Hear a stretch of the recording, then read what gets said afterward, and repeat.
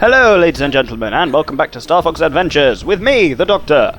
In the last episode, we successfully dropped the final spellstone off at the Force Point Temple, but turns out that wasn't enough to bring the planet back together. We need Krazoa Spirits. So, we've been tasked to return to the Walled City and find a Krazoa Spirit, which is apparently hidden there. But we were given a very non-subtle warning by Slippy Toad that we should buy the high-def display device.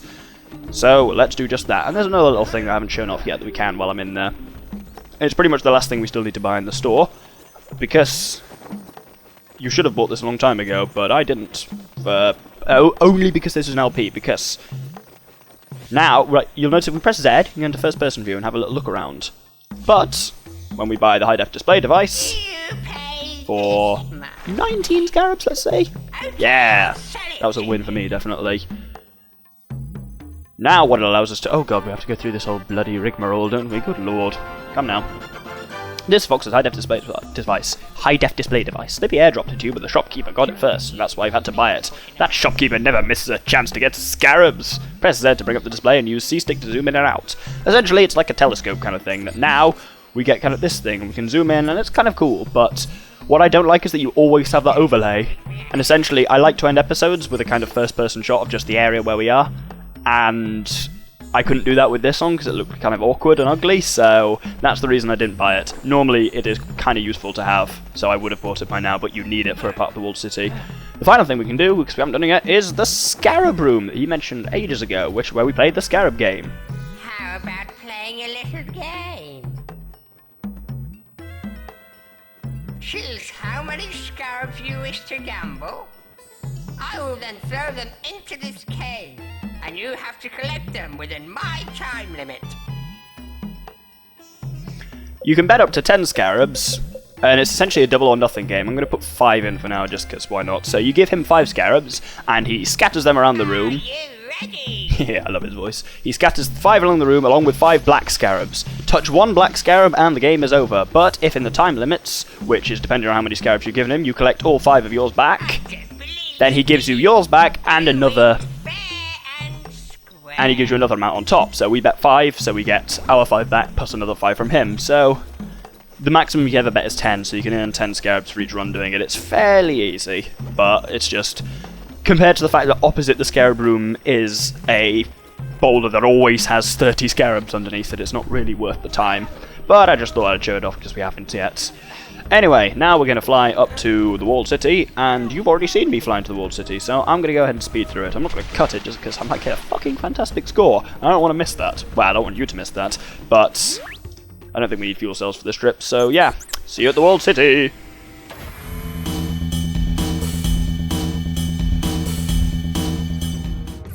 Hurry, Fox! There must be another Krazoa shrine hidden within the Walled City. When you land, go directly to the King Earthwalker. He should be able to tell you where to start looking. Peppy out!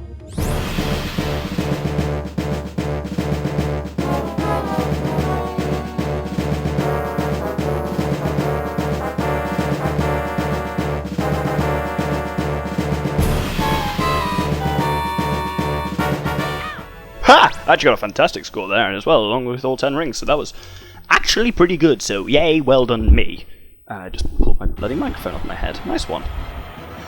Anyway, yeah, you'll remember when we were back at the Walled City and my microphone was going all shit if you watched that episode? Can't blame me if you didn't, it was awful. But, yeah, I pointed out that there are 2 sides of the world of the level that we hadn't really explored yet. And that's what we're here to do now. So, without further ado... without further ado, I don't know why I even did that with my voice. I didn't do it. It just happened. Anyway... Kingicus is Kingicus. I was trying to call him something in some fancy clever word play on the word king and Fox, on behalf of Dinosaur Planet, I thank you for returning the spellstones to their rightful place. For what good it did? If you didn't notice, you're still stuck up here in this floating rock. By removing the spellstones, Scales caused our planet to tear apart. Returning the stones has stopped the flow of magic energy, but only by the power of the Krazoa Spirits will the floating lands return. Seems like we both have our reasons for finding the last of the spirits. The Queen said I could find one here in the city. So where is it? the spirit will be revealed once both the sun and moon stones are returned to the temple. You heard the man. So, this is the second time this happened, that shortly before running into the King Earthwalker, I have a complete seizure and forget how to speak. But, so I'm going to do the sun side first, because why not? First off, we start with a block sliding puzzle. Yay! If you look carefully, you'll see there's these kind of lines along the ground. They tell you where the blocks pretty much should be pushed. What you need to do is make sure each block... bugger, have I fucked it already? I have. Well, that was a good start. If you touch any of the walls, by the way, everything resets. Because I need to push this one first. And, yeah, so you just need to make sure each one of those blocks, they'll stop automatically if they end up touching, like, those hologram things. What do we do now? Bollock. Oh, no, that's what we did. We slide this one up. Slide it. And slide that one down there. You don't even have to like push them or anything, you just literally just press A on them from the side you want to push them from. And that's all that, so that opens that cool looking portal thing up there. And we now need to go up there as well. I really like this part of the game, like the sun and moon temples that we do here. They have some really like innovative puzzles, and it's just cool to kind of have this in at the end of the game. It feels like, it's nice that it feels like you're coming back to the walled city, but you're not repeating anything. But yeah, this is what we need the high-def display device for, because if we zoom in on that... shit's bright, apparently.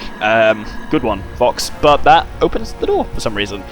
Still don't fully understand that, but that's why we had to purchase the high-def display device. Now you know. I'm not just crazy. Though that was kind of crazy, that didn't really make sense why we had to do that. Yeah, I find especially inside the temples have a kind of really Indiana Jonesy feel. Oh, there's firebirds, yay. Fire keys equivalents. Right, now here you'll notice there are 3 slots and 3 blocks. Each of the blocks has a symbol on one side, and what we need to do is reorganize them all so that... oh no, bugger. We reorganize them all so that each one is in the slots of its appropriate color, and the symbol is facing outwards. So this one's got a moon symbol on it, so it has to be placed obviously within the blue bits, and then the 2 ones with sun symbols on have to be placed in the 2 red ones and positioned so the sun's facing outwards. And it's pretty straightforward. That just has to slide in there. Shlabing! Shlabing! That's not a word. Good God. I've gone a bit mad this episode, as you can tell. I say this episode, I'm kind of always been a bit mad generally. It's kind of why I do these LPs, because what better way to channel madness than into videos which the entire world sees? You know, actually, when you think about it, that's not such a good idea, because then everyone sees how mad you are. Might be best to just keep it in quietly until you snap and kill someone, which isn't good either. I guess the solution is don't be mad. Anyway, that opens the way through. So, now we have to do a puzzle with invisible... oh no, apparently not with invisible walls. This isn't the bit I thought it was. Oh no, it is the bit with invisible walls. Firstly, right, we use Groundquake on this pad, and it starts the timer. Opens the door and starts a timer, but also brings up some invisible walls, which you can kind of see glistening vaguely there, like there's one right in front of us there. And so what you have to do is... there's a switch which opens each invisible wall, and then you can proceed through. And then, so like there's another, oh no, there's not another invisible wall, but we come around here anyway, and there is a freezy thing. There's an invisible wall up ahead, so we need to take this fire out, and then that removes the invisible wall up ahead that you haven't seen yet, because I'm not going to show it to you before getting past it, because there's a 3rd invisible wall, and over here is a sun pad that we need to shoot. And then there's a 4th invisible wall to our left, so we need to go right, get tricky to... through that. The 4th invisible wall is just up there, as you can see. Then once that goes, straight through the fire. Yep, I'm that metal, apparently. And then we are done and through.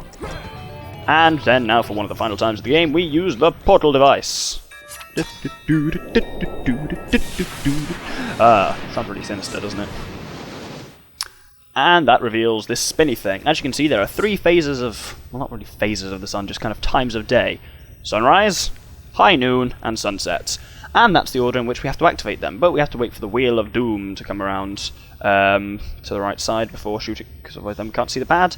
So we start with sunrise. And now the Wheel of Doom speeds up a bit. And so now we need to hit midday. And then it's going quite fast now, but we just need to hit sunsets. Slightly too fast there, Doctor. We need to hit sunsets. Nope. One more try, one more try. Sunset! Nope. I lied when I said one more try. My thumb's wobbling like crazy. Nope, okay, that would have... The timing was right, just the actual aim was off. Nope, none of those hit. That was statistically unlikely. Nope, this is not going well. Why does this always happen in recording? Hey, that apparently hit. That looked like it had massively missed, but oh well. So now there are flamethrowers and an invisible walkway that isn't really that invisible, just a kind of misty one. And in the centre of the wheel we can see... a thing. Let us get the thing. This is a sunstone. Place it underneath the temple to reveal the Krazoa Shrine. So that's the sunstone. Now, we're going to head over to the other side of the temple and find the moonstone. Now, the moon side of the temple proceeds in a very similar way by starting with a block puzzle. And this one, again, is relatively straightforward. We start by... bollocks, I can't actually remember this one at all. That's slightly problematic. Yeah, we start by... oh, no, we don't jump up there. We slide this one down. And then we go to this one. And then kind of do an elaborate series of slides along here. Push that one up to there. It wasn't really an elaborate series. I lied. Bugger, I fucked it. Ugh, no, it was the wrong one, wasn't it? Yep. Let's try that again, shall we? So we start by pushing this one down. Then we push this one across. That's how we do it. Then we push this along here. Along there, and it bounces off that one. Well, not bounces off, it just hovers off it. And then we got these two. There we go. I hate block puzzles. Actually, no, I don't. I like block puzzles, just I don't like them on recording. I like being able to sit and really kind of think through them, and eventually I kind of get them. I like them, but I ain't quick on them, so that's kind of a problem when I'm recording. But that went pretty well, probably because I played this game a lot. As in, I must, in terms of complete playthroughs, I must be in the double figures by now. I've probably played it about once a year since it came out. It's kind of like a weird ritual I do every year, apparently. But once again, yeah, if we zoom into the weird emblem thing, it blinds us, but that's a good thing. And we descend into the temple. And this temple is, like the Moon Temple especially, has a really Indiana Jonesy feel, kind of Last Crusade style. Because it starts off with... now, we can't run through there, like the door is closed, but if we flick the switch, the door opens. But then these three gates come up, and the gates kind of alternate when they go down. They kind of move up and down. I think it's relatively randomly. But if you stand too long on any one of these floor panels, they fall into the ground. Like, they wobble, as you can see, and then they fall. Into nothingness. So, come on, come on, come on. No! We're down. Okay, I didn't quite time it right with the last one. You have to essentially just walk slowly across them until the gate opens, and then just run for it. Like, the first one, obviously, you've got ages to do it, because you can just stand on solid ground. But what we need to do is go onto that one, then kind of slowly wobble, and then wander.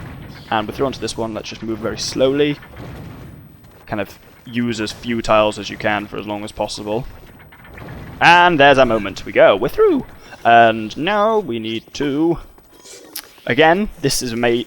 like we had the invisible walls last time in a real maze, this maze is made entirely of invisible walls. And if you don't really know what you're doing, it can fuck you. You kind of have to... you start by essentially what you want to do is... work your way around the edges of the room this way, like hugging the walls as much as possible. And you will... find your way around, but it is slightly irritating, and you don't have that much time, as you can see from the bottom left. Like, the timer's not...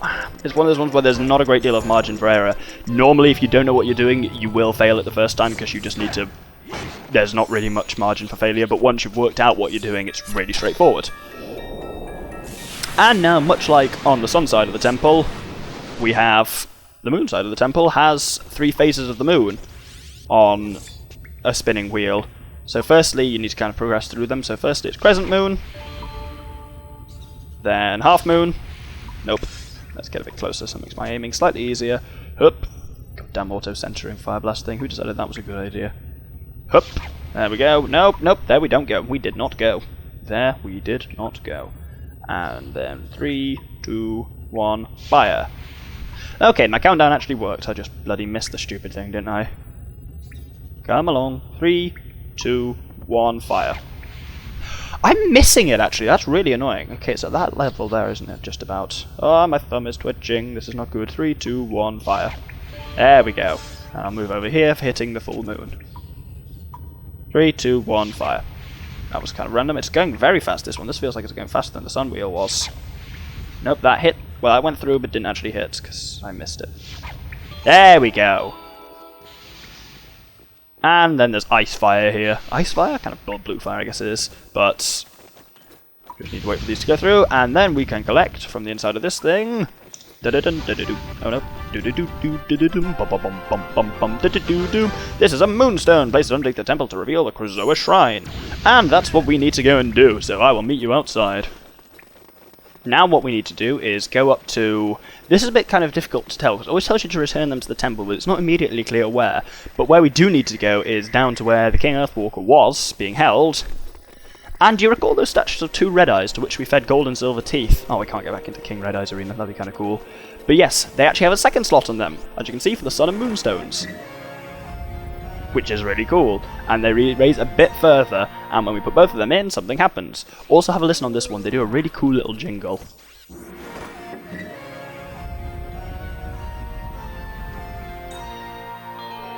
Which I think is awesome. And that raises up the roof of the temple. Oh, and there's a warp pad in there.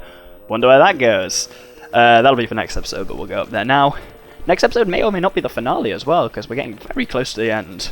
And it depends whether I think I can split it reasonably into 2 episodes, or whether I should just make it one mammoth-length episode.